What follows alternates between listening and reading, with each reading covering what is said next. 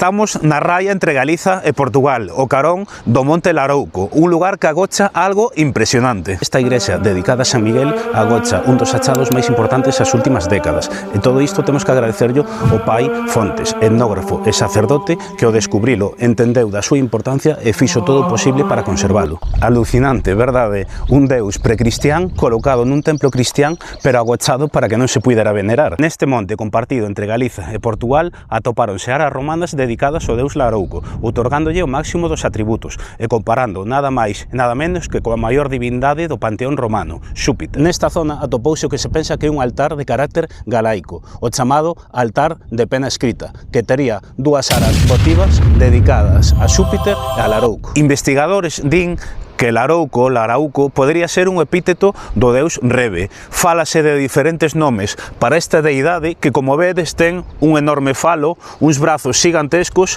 e un martelo. Non sei a vos, pero a min lémbrame a esa historia desos seres mitolóxicos tronantes que van provocando treboadas como é o nubeiro, o troneiro, etc. De feito, aquí en territorio galego, concretamente na Saceda, teñen unha lenda que conta que uns mouros lanzan un martelo revoladizo dende a igrexiña dos mouros e que percorre distintos puntos significativos da zona. Con todo, esta lenda queda para outro vídeo. Se pensamos nun deus poderoso que porta unha ferramenta e controla o clima, seguro que veñen a vosa mente o Dagda irlandés, Thor, Zeus, Xúpiter, etc. Pois os nosos antepasados galaicos tiñen un equivalente a estes no seu panteón. Coa romanización, o culto a Larouco e a Xúpiter superpóñense, e isto fai que parte do mito sobreviva. Exteriormente chega o cristianismo e comeza o culto a San Miguel Arcanxo, executor da xustiza de Deus. En definitiva, estamos nun espazo de devoción moi antigo, onde as crenzas foron mudando ao longo da historia, e a aparición de todos estes elementos axúdanos a interpretar esta figura, Larouco.